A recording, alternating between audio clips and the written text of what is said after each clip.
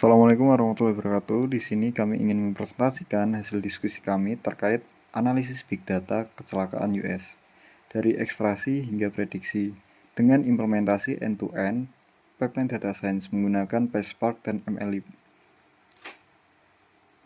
Proyek kami beranggotakan 3 orang. Yang pertama ada Mas Faril Akbar, absen 11, dan Mas Hasim Arifin, absen 12, dan saya sendiri, Zaid Zidan, absen 26. Ya, kita bisa lihat di sini terdapat 16 langkah. Untuk langkah pertama, kita perlu menginstal library dari Kaggle. Oke, kita jalankan pip install Kaggle. Kita tunggu sebentar. Setelah selesai, untuk langkah selanjutnya kita perlu upload file Kaggle JSON. Kita bisa dapatkan dari akun Kaggle. Masuk ke bagian setting, pilih API tokens, create new tokens, kemudian create legacy API key.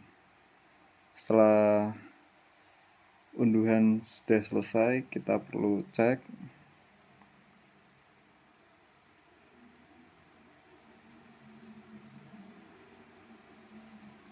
buka file tadi dengan notepad. Oke, kita sudah mendapatkan kredensialnya. Kembali lagi ke Google Colab. Langkah berikutnya adalah kita upload file yang sudah kita unduh tadi. Untuk langkah ketiga, kita perlu mengkonfigurasi Kaggle API. Pertama, kita perlu membuat folder Kaggle. Yang kedua, kita perlu memindahkan file Kaggle ke folder yang kita buat bernama Kaggle. Setelah itu kita perlu mengatur permission file Kaggle JSON. Setelah konfigurasi Kaggle API berhasil,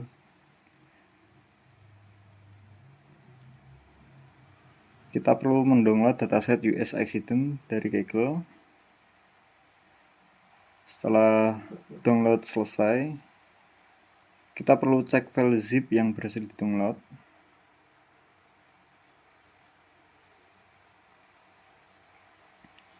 Oke, filenya bernama US accident.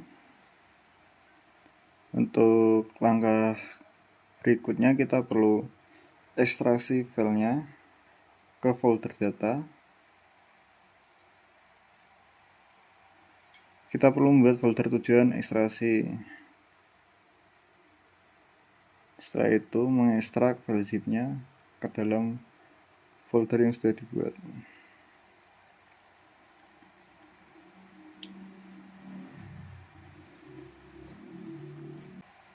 Nah, kita bisa lihat hasilnya. File-nya bernama data US accident March 23.csv. Kita ambil path file.csv nya. Setelah itu simpan path CSV utama. Oke, path sudah sesuai. Oke, selanjutnya akan dilanjutkan teman saya, Mas Hasim Arifin. Oke, lanjut. Di sini kita akan melanjutkan step berikutnya, yaitu step ke-10, menginstal PySpark. Sini langsung kita jalankan untuk instalasi PySpark. Oke, jika muncul requirement already satisfied, ini artinya PySpark ini sudah terinstall sebelumnya. Ada di direktori usr localib Python 3.11 Python 3.12 dan this package di sini versi 4.03 seperti itu. Untuk step ke-10 instalasi PySpark kita udah selesai dengan perintah pip install PySpark. Ini kita lanjut ke step berikutnya, step 11. Di sini kita akan membuat Spark session dan ngeload dataset menggunakan PySpark. Untuk kode perintahnya atau isi kodenya seperti ini untuk garis kodenya, yaitu from PySpark SQL kita import Spark session. kita buat definisikan Spark dan juga data frame-nya. Ini untuk perintah membuat Spark Session, ada Spark Session.builder, terus masukkan app name dengan nama di sini kita masukkan US Accidents Big Data Analysis dengan metode getOrPrint. Untuk data frame-nya kita Spark read CSV untuk membaca file CSV kita. Di sini kita masukkan CSV path-nya untuk header-nya true supaya ada header, dan juga ini inverse skemanya juga true. Terus di sini kita print skema data frame-nya, dan juga kita print cetak output di terminal atau di sini di bagian bawah outputnya. Langsung kita run saja. Oke, ini akan menunggu agak sedikit lama karena mengingat dataset yang kita gunakan CSV-nya berukuran besar dan memiliki 7 baris data. Oke, di sini sudah selesai untuk pembuatan Spark Session dan juga membuat dataset. Bisa kita lihat di sini ada beberapa kolom. Ada 46 kolom dan juga jumlah datanya ada 7.728.394 jumlah baris datanya. Selanjutnya kita akan lanjut ke step berikutnya, step 12, eksplorasi data awal. Pertama-tama di sini kita akan cek tipe datanya dengan perintah df.print schema. Sebelumnya, sebenarnya kita sudah melakukan ngecek tipe datanya yang berada di step 11. Tapi di sini kita akan mengulang untuk benar-benar memahami tipe data dari masing-masing kolomnya ini. Jadi ada 46 kolom dengan tipe data tiap kolomnya yang variatif berbeda-beda untuk setiap kolom. Seperti ID dengan tipe data string, untuk null labelnya true, source juga string, sama null labelnya true. Sedangkan untuk keparahan atau severity-nya di sini tipe datanya integer dengan null labelnya true juga. Sampai bawah yaitu astronomical twilight, di sini juga string, null label true. Ini ada perbedaan yaitu ada di stop, station, roundabout, railway, giveaway, crossing, ada beberapa yang memiliki tipe data boolean dan juga ada yang memiliki tipe data timestamp seperti waiter timestamp, start time dan juga end time, dan tipe data double seperti n latitude dan juga n longitude seperti itu. Selanjutnya kita akan melakukan cek beberapa data awal menggunakan df.show dalam kurung 5. Di sini kita akan mengecek 5 data awal dari baris data yang ada. Di sini berhasil muncul only showing top 5 rows. Ini menunjukkan 5 baris data paling atas ya. Selanjutnya kita akan melakukan statistik deskriptif dengan perintah df.describe dan juga .show. Ini untuk hasilnya. Di sini menampilkan beberapa kolom, yaitu kolom summary, ID, dan juga sampai kolom ke-46, yaitu astronomical twilight. Di sini ada satu kolom baru yang muncul. Ada satu kolom yaitu kolom summary. Summary ini menampilkan nilai count, mean, standard deviation dengan singkatan SDDF, min, dan juga max. Cara bacanya adalah semisal yaitu count, ID-nya ada 7.728.394, source-nya juga sama, severity-nya juga sama mengikuti jumlah barisnya. Yang berbeda ada di n latitude, n longitude, dan beberapa nilai kolom yang lain. Kemungkinan di sini adanya nilai 0 seperti itu atau baris yang kosong. Sama cara baca min juga seperti itu. Dikarenakan kolom ID dan source ini tipe datanya mungkin bukan nomor, jadi tidak bisa dihitung rata-rata dan memunculkan 0. Seperti itu mungkin. Selanjutnya untuk cek distribusi tingkat keparahan. Di sini ada df group by severity, count, order by severity, .show. Ini untuk menampilkan jumlah data berdasarkan tingkat keparahannya. dan juga order by-nya nanti yang berikutnya adalah order by dengan jumlah tingkat keparahan yang paling tinggi terlebih dahulu. Jadi yang pertama di sini berdasarkan order by-nya berdasarkan tingkat keparahan itu 1, 2, 3, 4. Dan yang kedua adalah mengurutkan keparahannya berdasarkan jumlah kejadian yang paling banyak. Selanjutnya adalah kita akan melakukan cek kecelakaan per negara bagian. Di sini dengan perintah df group by stat count order by count cascading false. So 10.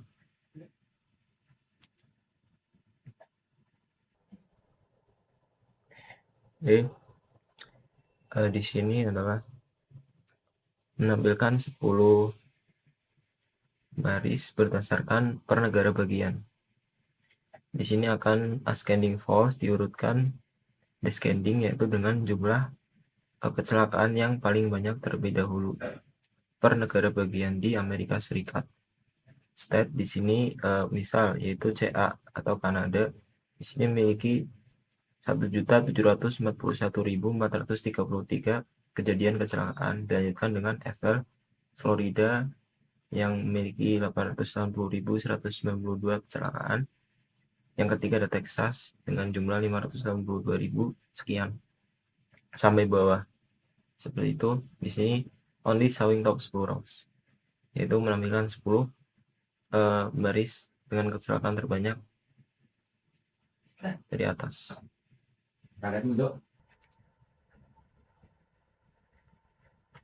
Selanjutnya adalah step ke-13 yaitu data cleansing atau pembersihan data. Di sini proses pada data cleansing yang akan dilakukan yang pertama yaitu menghapus duplikasi data berdasarkan ID. Yang kedua adalah menghapus data yang tidak memiliki nilai severity. Yang ketiga menghapus atau mengisi missing values pada kolom penting. 4 adalah mengubah kolom waktu menjadi format timestamp. Dan yang terakhir adalah memfilter nilai yang tidak masuk akal, misalnya suhunya kosong, visibility-nya negatif, atau koordinatnya kosong.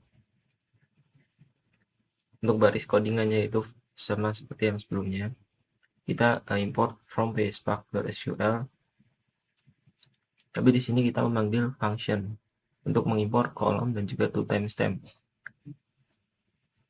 Kita buat deklarasi satu variabel baru yaitu dfclean untuk menyimpan data frame yang memanggil fungsi drop duplicates berdasarkan ID. Dan juga di sini akan memanggil fungsi dropna untuk menghilangkan nilai null di beberapa kolom ini. Severity, start time, start latitude, start longitude, dan juga weather condition. Dan ya, yang terakhir, dfclean ini akan ditimpa juga dengan dfclean.with column start time to timestamp, yaitu untuk mengubah kolom waktu nilainya menjadi format timestamp.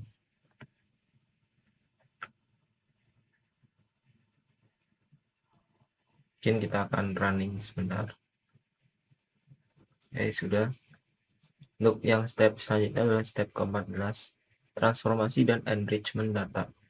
Proses enrichment data yang dilakukan di sini start time. Yang pertama adalah start time, year, month, hour. Ini bertujuan untuk menganalisis pola kecelakaan berdasarkan waktu. Yang kedua day of week is weekend. Ini bertujuan untuk nantinya membandingkan weekday dan juga weekend. Yang ketiga yaitu encoding weather condition. Tujuan agar bisa digunakan untuk machine learning.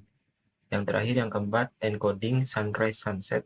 Ini bertujuan untuk mengubah kategori siang atau malam jadi data numerik.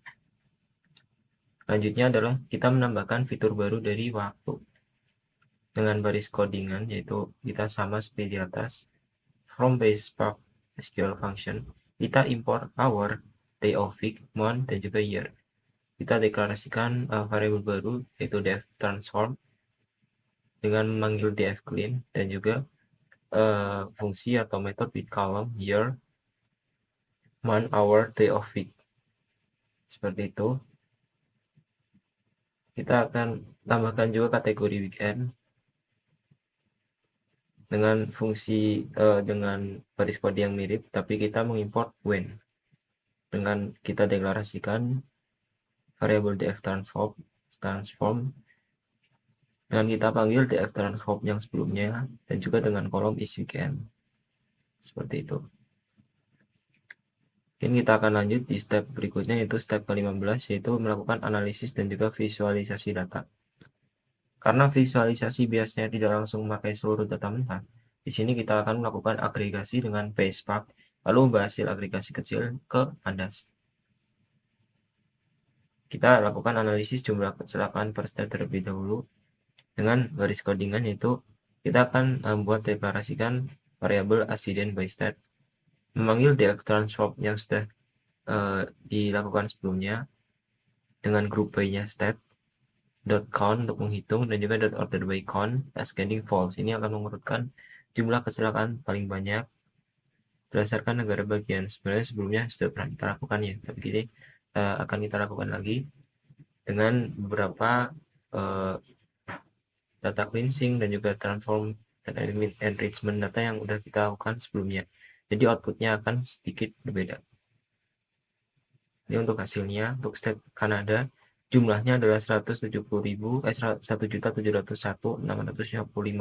Ini menunjukkan perbedaan sebelum data cleansing dan juga data transform and enrichment, yang dimana sebelum kita lakukan cleansing dan enrichment dan juga transform, Kanada ini menunjukkan sejumlah 1.741.433. Sekarang menjadi lebih sedikit dari sebelumnya karena sudah di cleansing dan juga transform dan enrichment datanya. Selanjutnya kita ada visualisasi yang pertama, top 10 state atau negara bagian dengan jumlah kecelakaan tertinggi.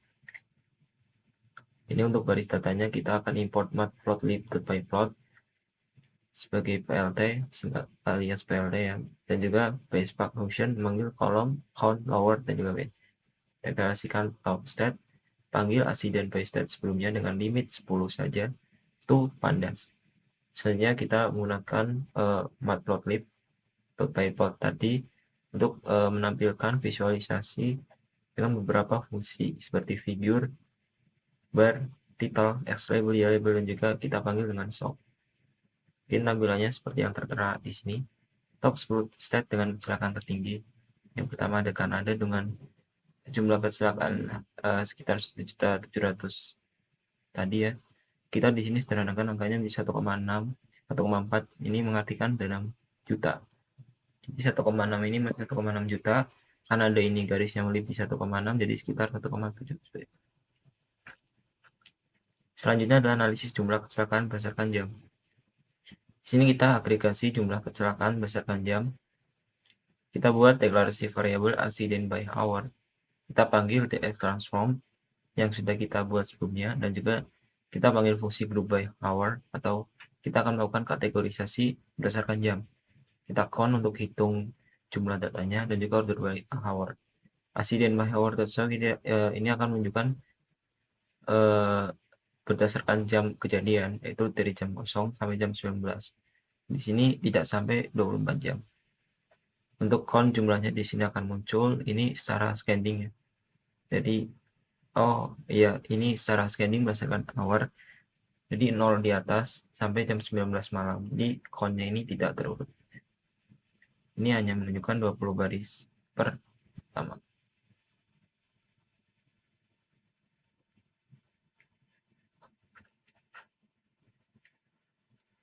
Oke, kita akan lanjut di visualisasi kedua, yaitu jumlah kecelakaan berdasarkan jam.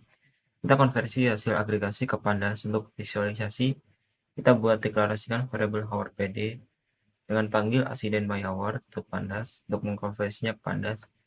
Baru kita buat figure, plot, title, label, y label, x ticks dengan range 0 sampai 24, dan juga plt grid kita untuk buat grid atau kotak. Kita panggil dengan sound. Nah, ini untuk tampilannya jumlah kecelakaan berdasarkan jam. Terbanyak ada di jam, di sini kalau dilihat dari grafik ada di jam 6 dengan jumlah kecelakaannya yaitu sekitar 300 jadi 7 yaitu dengan jumlah kecelakaannya 575.266 itu. Selanjutnya adalah analisis jumlah kecelakaan berdasarkan bulan. Kita agregasi jumlah kecelakaan berdasarkan bulan dengan menciptakan membuat satu variabel baru yaitu accident by month. Kita panggil df transform.groupby untuk mengelompokkannya berdasarkan bulan. Kita hitung dengan fungsi count dan juga order by month untuk mengurutkannya berdasarkan bulan. Yaitu di sini kita panggil accident by month.sort. Kita langsung menampilkan isinya. Untuk month 1 sampai 12 atau artinya Januari sampai Desember. Dan juga count-nya di sini Januari ada 733 dan untuk Desember sampai dengan 827 seperti itu. Untuk visualisasi yang ketiga, di sini jumlah kecelakaan berdasarkan bulan. Kita konversi dulu seperti biasa ke Pandas. Deklarasikan variabel month_pd atau month Pandas. Di sini kita panggil accident by month yang udah kita buat sebelumnya dan convert ke Pandas. Label nama bulan. Di sini month names kita konversikan 1 yaitu Januari, 2 Februari sampai dengan 12 yaitu Desember. Selanjutnya kita panggil lagi month_pd yang udah kita buat sebelumnya, hasil konversi ke Pandas. Kita panggil kolom month_name sama dengan month_pd month_name.map month_names. Jadi ini digunakan sebagai x-axis atau data yang akan secara horizontal tampilnya. Sebagai x-axis kita panggil figure, bar, title, label, y-label dan juga sort. Nah, di sini barnya sudah tampil Januari, Februari sampai Desember untuk bulannya, dan untuk jumlah kecelakaannya range-nya dari 100.000 hingga 800.000 seperti itu. Dari data ini kita bisa lihat Desember ini kecelakaannya paling banyak dengan jumlahnya 827.366. Selanjutnya ada faktor lingkungan dan distribusi keparahan. Di sini ada distribusi tingkat keparahan atau severity, faktor cuaca utama, dan kondisi pencahayaan siang dan malam. Di sini terlihat ketimpangan data atau data imbalance yang sangat masif. Kecelakaan didominasi secara absolut oleh severity 2 mencapai lebih dari 6 juta insiden, diikuti oleh severity 3, severity 4, dan yang paling sedikit adalah severity 1. Ini menjadi catatan penting bagi kita, karena model machine learning yang akan kita buat nanti harus mampu menangani ketimpangan ini agar tidak condong memprediksi severity 2 saja. Di sini kita bisa lihat, secara logika, kita mengira cuaca buruk seperti hujan atau salju yang menyebabkan kecelakaan terbanyak. Namun, data menunjukkan cuaca cerah dan berawan yang memimpin. Di sini, kesimpulannya volume lalu lintas adalah faktor pemicu utama. Saat cuaca normal atau cerah, mobilitas kendaraan berada di titik tertinggi, sehingga secara statistik, peluang terjadinya insiden juga meningkat harian. Selanjutnya ada faktor lingkungan dan distribusi keparahan. Di sini ada distribusi tingkat keparahan atau severity, faktor cuaca utama, dan kondisi pencahayaan siang dan malam. Selanjutnya perbandingan kecelakaan siang dan malam. Melalui grafik batang dan pie chart ini, kita melihat hampir 70% kecelakaan terjadi di siang hari. Faktor utamanya lagi-lagi karena volume kendaraan komuter pekerja harian terkonsentrasi di siang hari. Namun, angka 30,7% di malam hari ini adalah sebuah anomali risiko. Meskipun volume lalu lintas malam hari jauh lebih sepi, proporsinya tetap tinggi. Ini mengindikasikan risiko berkendara malam hari seperti visibilitas rendah dan kelelahan atau mengantuk, memiliki rasio bahaya yang lebih tinggi per kendaraan. Selanjutnya, top 10 kota dengan kecelakaan tertinggi.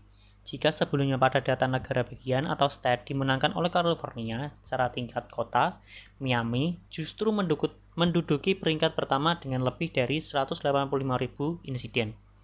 Ini menunjukkan adanya titik konsentrasi kepadatan lalu lintas atau titik jenuh mobilitas lokal yang sangat tinggi di kota-kota besar tersebut, menjadikannya black spot atau area rawan kecelakaan. Selanjutnya, desain pipeline machine learning. Di sini yang pertama ada data selection, yang kedua sampling, yang ketiga categorical encoding, dan yang terakhir feature assembly. Setelah memahami pola data secara visual, sekarang kita masuk ke inti project ini. membangun sistem cerdas yang mampu memprediksi tingkat keparahan kecelakaan menggunakan Spark MLIP. Kita memilih fitur lingkungan, waktu, dan spasial, seperti koordinat, suhu, kelembapan, jarak, jam, bulan, kondisi cuaca, dan siang dan malam. Skala severity diubah menjadi target label 0 hingga 3. Karena data yang sangat besar, kita mengambil sampel sebesar 5% atau 353,7 data, agar proses training berjalan cepat namun tetap representatif. Kita menggunakan konsep pipeline di Spark untuk mengotomatisasi proses. String text seperti cuaca dan waktu diubah menjadi angka menggunakan string indexer. Lalu semua fitur digabungkan menjadi satu vektor tunggal menggunakan vektor assembler. Kita menggunakan random forest classifier dengan parameter 10 dan kedalaman maksimum 5. Data dipecah menjadi 80% untuk training dan 20% untuk testing. Hasil evaluasi menunjukkan performa model yang sangat solid. Akurasi kita berhasil mencapai angka 80,32%. Yang lebih krusial adalah nilai F1 score kita yang mencapai 71,55%. Mengingat data kita tadi sangat tidak seimbang atau imbalance, nilai F1 sebesar ini membuktikan model kita cukup baik dan tidak bias hanya menebak kelas mayoritas saja. Selanjutnya, simulasi inference model pada data baru. Di sini kita memasukkan 3 kondisi skenario. Yang pertama, malam hari, bersalju lebat, suhu 20 derajat Fahrenheit, visibilitas 0,1 mil. Yang kedua, malam hari, hujan badai, dan kecepatan angin 55 miles per hour. Yang ketiga, malam hari, badai bersalju, angin yang berkecepatan 60 miles per hour, dan visibilitas 0,05 mil. Untuk menguji kesiapan model di dunia nyata, kami melakukan simulasi dengan memasukkan data baru yang belum pernah dilihat oleh model dengan kondisi cuaca ekstrim. Kita memasukkan 3 skenario ekstrim secara manual ke dalam model, seperti malam hari saat badai salju lebat, badai petir disertai hujan lebat, dan salju bertiup disertai kabut. Hasilnya, model memprediksi ketiga skenario ekstrim tersebut masuk ke dalam predicted severity 2. Jika kita bedah secara mendalam melalui matriks probabilitas, model memiliki keyakinan sebesar 83,9% bahwa cuaca ekstrim tersebut menekan sistem lalu lintas ke tingkat keparahan standar komuter. Namun, ada probabilitas sekitar 11,9% hingga 12,2%, paling tinggi dibandingkan data normal, bahwa kecelakaan tersebut akan bergeser ke tingkat keparahan yang lebih tinggi, severity 3 atau 4. Hal ini membuktikan bahwa model kita sensitif terhadap perubahan cuaca buruk dan kondisi malam hari. Mungkin cukup sekian untuk pengerjaan final project Big Data, yaitu melakukan analisis dan juga membuat model prediksi dari suatu dataset publik. Kita di sini menggunakan dataset kecelakaan di Amerika Serikat dari tahun 2016 sampai tahun 2023. Di sini mungkin itu yang dapat kami sampaikan. Kurang lebihnya kami mohon maaf. Cukup sekian. Assalamualaikum warahmatullahi wabarakatuh.